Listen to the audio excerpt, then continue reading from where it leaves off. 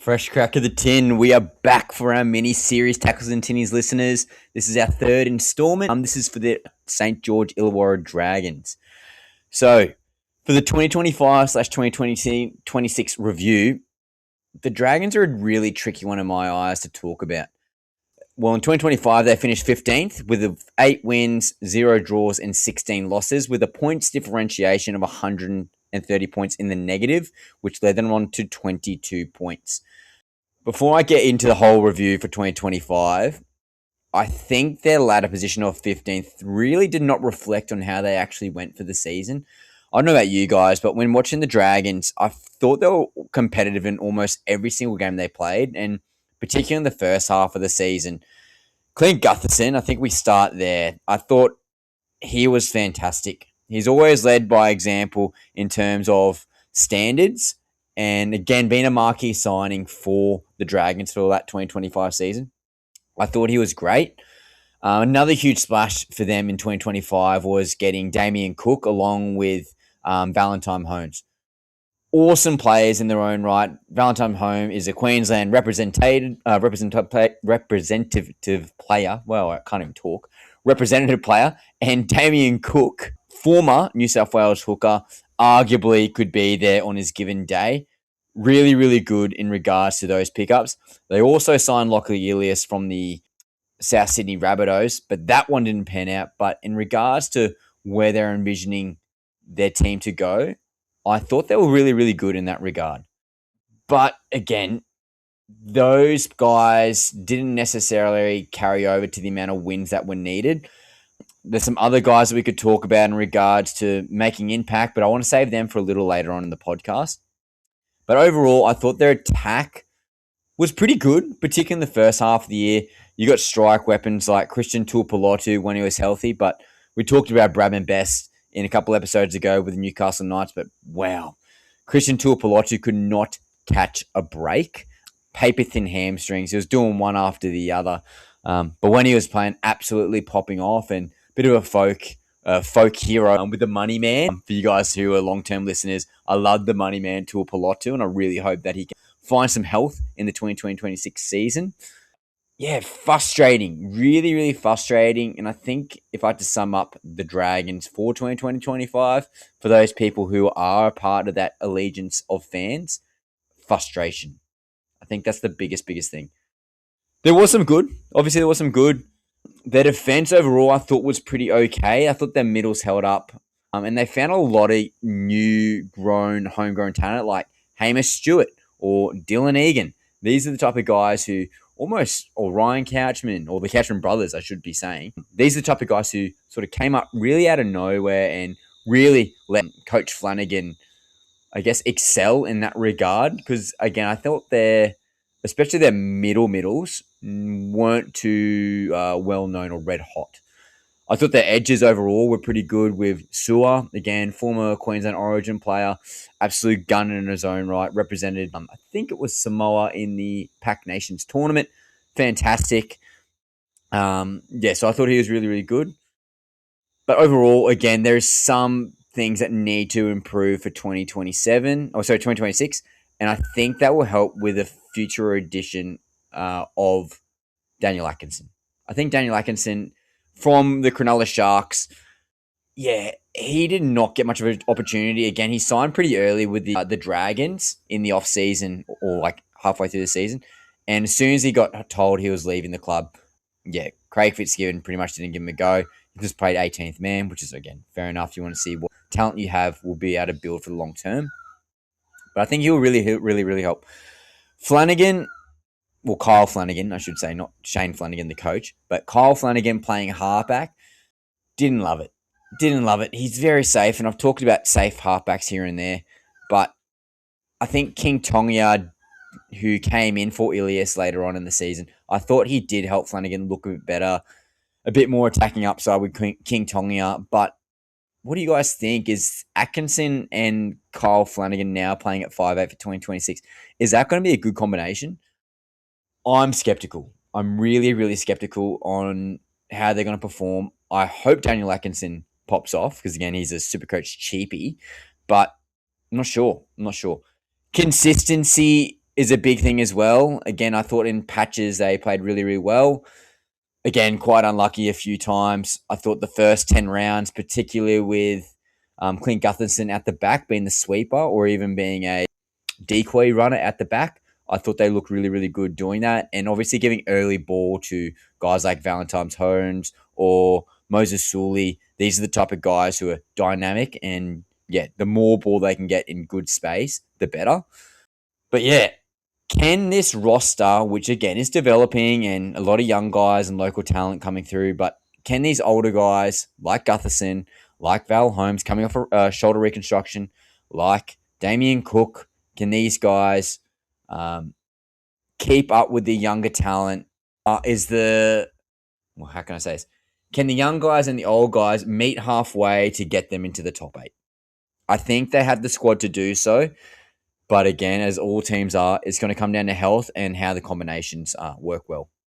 As I mentioned, Gutherson came in 2025, Damien Cook, Lachlan Ilias, Valentine Holmes, Emre Gula. I thought he was good in patches, big body, big powerful runner. Clemmer was there as well. Hame Saleh was also a signing. Luciano Leilua. Man, I can't talk today. Hey, guys. Luciano Leilua. Yeah, I thought he was good when he came across. He's on the other edge. Started here and there. Can he get that jersey for 2026? There is a bit of an opening there with Egan coming out of an ACL injury. Probably. I'd say Luciano Leilua, and on his good day, yeah, absolutely dynamic. Some key losses, though, for 2025, heading into 2026. Zach Lomax. Zach Lomax was a big one. Jack Bird was a big one. Max Fengay, I thought he had some talent. Obviously, they lost Ben Hunt for that 2020-25 season. Ben Hunt, obviously, went to the Brisbane Broncos, played 5'8", played halfback, played hooker, played off the bench, showed great versatility for the Broncos.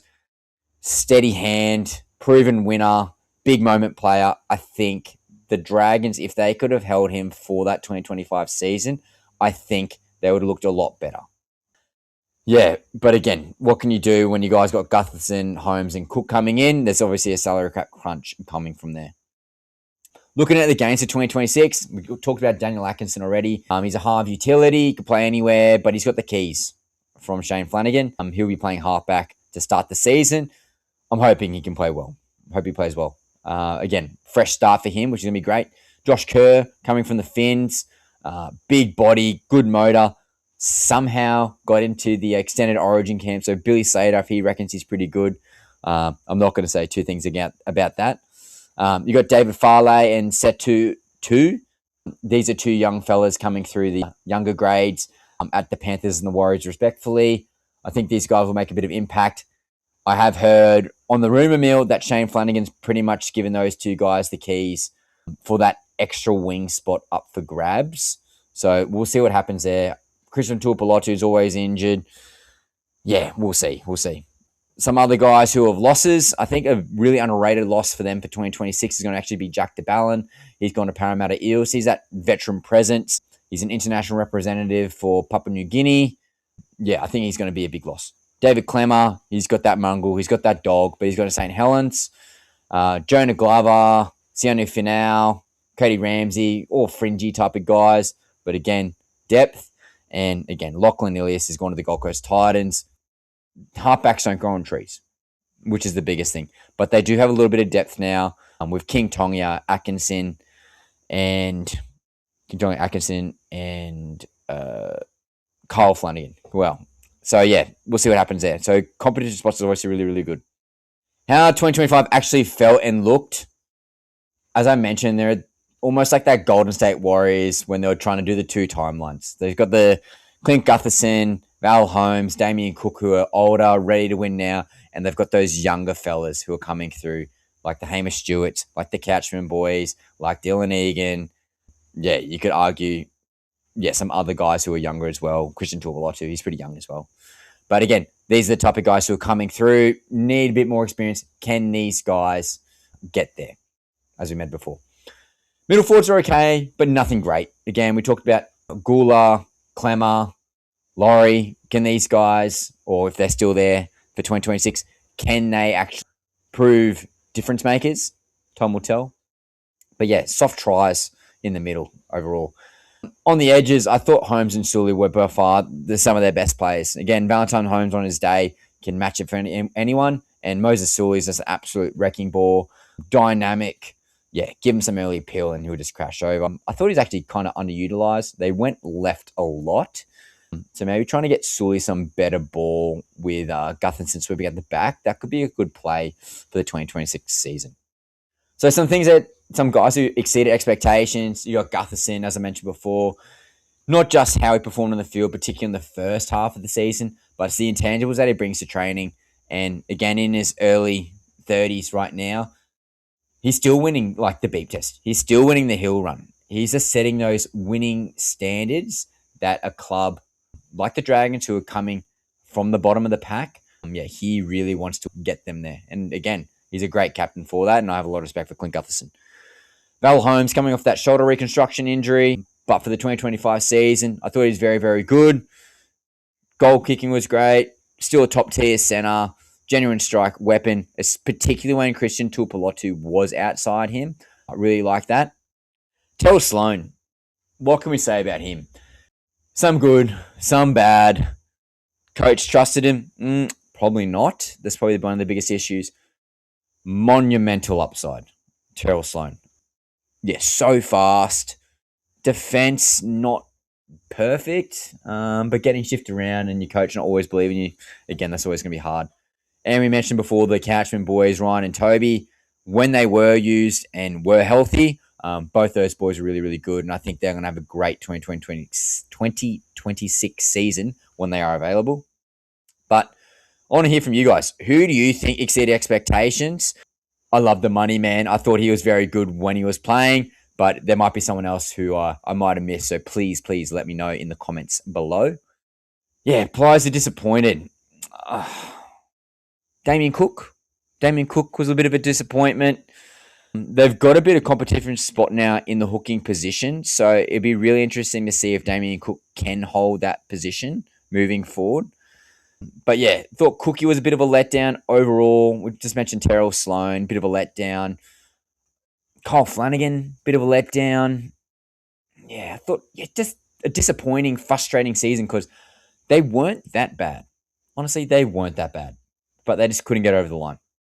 How their draws looking? So according to Fox Sports Strength's schedule, their current fixture difficulty is the 12th easiest, so slightly softer than the average. The teams that they'll play twice are the Sharks, the Dogs, two very hard matchups. The Warriors, depending how they go, they're going to be a hard matchup. The Knights and the Titans, surely due for a rebound season, particularly the Gold Coast Titans. Manly, Tigers, and Eels, sort of three teams who are on a similar trajectory, I would say, but winnable. They're all winnable games. So games versus 2025 top 8 teams will be 11, and games versus 2025 top 4 teams will be 5, and games versus bottom 4 teams will be 5. So again, much of a muchness, depending where their games are on the schedule, whether coming off a bye, whether it's coming from the origin period, that'll be a big thing for them. I don't envision anyone making origin off the top of my head besides Valentine Hone and maybe a Jaden Sewer at this stage. But yeah, one origin bye, which is again good for them because Valentine Holmes, but you kind of want to be playing at origin time with their assortment of their current roster having not many superstars there. So I don't agree with that strength of schedule part there from Fox Sports. And again, playing the Titans, playing the Knights, there should be wins, but they're in the same sort of tier in regarding their 2026 projection. So we'll see. They have a tough start to 2026. They've got the Bulldogs, Storm, Eels early, and only one home game the first month of footy. So not ideal for a team that's trying to build good culture, good habits, and obviously get some wins on the board early on, particularly against a team like the Bulldogs, who are going to be hungry after a pretty woeful finish to the season. I think that's kind of nice to say. Melbourne Storm, they've got a lot to prove, losing the grand final to the Brisbane Broncos, losing Pappy, losing Nas. Ellie Cartol was injured for the entire year, and Parramatta Eels are surely due for a bounce back. Obviously lost Saki Lomax to, I guess, rugby at this stage. But yeah, Mitchell Moses back. They've got Jonah Pezic coming in. Yeah, I think they're going to be a lot better in 2026. And it was proven and has been proven over the years, obviously, when Mitchell Moses is there, they are a totally different team. Their final bye is in round 19, so that means they have 8 straight games to finish. Depending, they might have to win majority of those games to make the 8. Will they have enough juice in the tank to finish off the season? I want to hear from you guys. Do you think a bye or their last bye at round 19 is optimal, or do you think later on would be better for them, particularly with their current roster?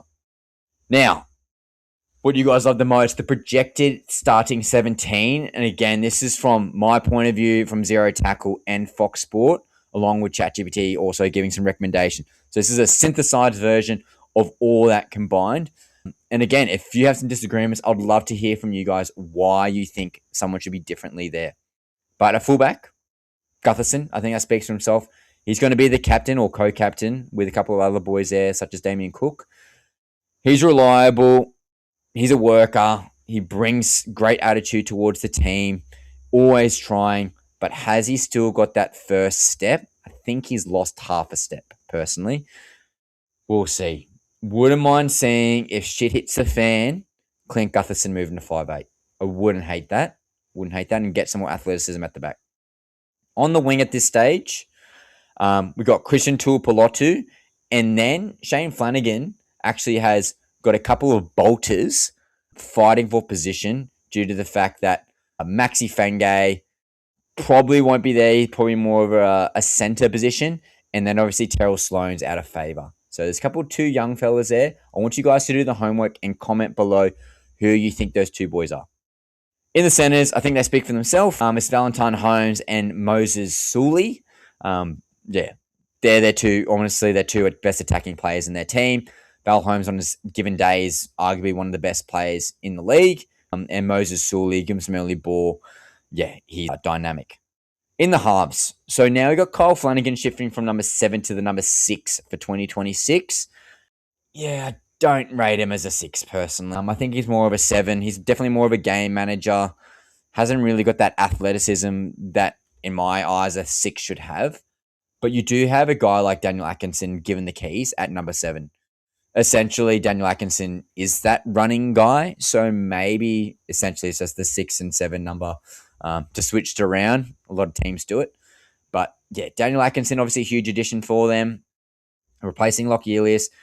King Tongyao could also be a shout in the halves. But again, so early. It's only January 2nd at this stage, guys. So a lot can change in the preseason. At hooker, I've got Damien Cook. But again, that could just be an absolute, who knows? He could get pipped at the very end there. In the middle, front row position, I've got Joshy Kerr and Emre Gula. I think those 2 boys, I'm going to provide that mungle and grunt for those guys. Yeah, provide good go forward. Do they have the depth at the start? Time will tell. I think the edges are pretty self-explanatory as well. Luciano Leula and Jaden Sua. Those 2 boys will be respectfully great ball runners, hard hitting in contact. Yeah, I think that's going to be really good for those guys. I've got Ryan Couchman at lock currently. Yeah, high motor. I talked about the Couchman boys already. Yeah, very, very good. Now, off the bench, Jacob Little. Jacob Little, I mentioned before, Damien Cook could lose that number 9 position. The reason I'm saying he's going to hold it at this stage is because he's a co-captain. But Jacob Little, when he's on the field, my God, fantastic running game. Does provide a bit of utility in other positions, but I would assume that Damien Cook would then go to the centres, as we've seen in State of Origin, because it works so well. But yeah, Jacob Little, when he gets the opportunity, when he gets the minutes, my God, he's very, very good. I've got Blake Laurie coming off the bench, big bop. He would just relieve the Emre Gula and Josh Kerr. I've got David Farley, young middle. Yeah, bit of edge impact as well if need be. Really depends when Dylan Egan comes back from his injury, but I think that's about round 6 to 10, what I've seen from NRL Physio. Toby Couchman, the second Couchman boy, he's coming off an ACL injury. I'm not sure if he's going to be ready for the start of the season. So if he's not, I've got Hame Saleh, just an extra middle, big bop, bit of aggression, bit of mongrel. Yeah, so one of those boys depending if Couchman is back on time. Now, I want to think what you guys have to say in regards to my 17. I'll quickly rattle through it again. I've got Gutherson at fullback, Tuapolotu, and I've got one of the young fellows who I want you guys to look up for me. On the other wing, I've got Val Holmes, Moses Sully in the centres. I've got Flanagan at 5'8", Daniel Atkinson at number 7, Cookie at number 9, but very well could get pipped by Jake Little. At the front row, I've got Joshy Kerr and Emre Gula. On the edges, I've got Leilua and Sua. And at the moment, I've got at number 13, Ryan Couchman. As mentioned before, we got King Tonga. He's definitely pipping at the heels. I like his attacking upside. Still very, very young. I guess, Kyle Flanagan, due to being more of a veteran in that team, I think he's got the first dibs on it, but definitely a chance to pip him later on the season. One of the other guys who could be a smokey, and he could be one of those outside backs that I was mentioning before, Setu 2. Young, fast, powerful, athletic, try-scoring machine. Definitely another guy who could get a chance. And for my loyal listeners who know me, Nathan Lawson, my super coach, Nuff. He was popping off for a game or two, then got injured. But he's a rugby 7 convert. Will Warbrick-esque and almost, those type of guys. But Nathan Lawson, if he can figure out the game coming from rugby 7, I think he has arguably one of the most upsides in that team for the outside backs. So I would like to see him get a crack later on the season. And then again, competition for spots, really, really good. Now, I got ChatGPT to do our Cap or Fact predictions. And our prediction currently from ChatGPT is 11th to 12th. What do you think? Is that too high, too low, just right? I want to hear from you guys. 11th to 12th, that's ChatGPT's prediction. The reason being, roster definitely stronger than 15th from last year, but still big question marks at halfback /5'8", and their current defensive systems. Fair enough. Draws are middle of the pack. Enough soft games to climb, but not so easy that they get a free ride all the way to the top 4. Again, injuries, combinations. A lot to go by there. Lots of veterans in regards to some of their big boppers, especially in Jack DeBallin and Clemmer. So a younger pack, but they're hungry. They're a bit more mobile. The athleticism might go a long way. We'll see. And then obviously their spine. Their current spine being Gutherson, Cookie, Atkinson, Flanagan. If they click, is that a top 8 worthy spine? I don't know. Daniel Atkinson has so much time off last year. I'd like to say probably not, and I kind of agreeing their 11th to 12th spot with ChatGPT due to the fact that their halves probably aren't top 8 quality. Clint Gutherson again could be a smokey to go to that 5'8 position, but we'll see. I do like Damien Cook. He's still very, very good. We'll see. Again, time will tell. Time will tell. But guys, what do you reckon? Cap or fact with that prediction for the St George Illawarra Dragons for 2026? So, shorter, sharper. My God, I'm struggling today. Shorter, sharper analysis for the Dragons. Again, not my team. Not overly a lot to talk about. Obviously, some guys coming back from injury, but pretty stock standard. Daniel Atkinson's obviously their biggest add-in for 2026. I think 11th to 12th is pretty set regarding that position. I want to hear from you guys. We'll see.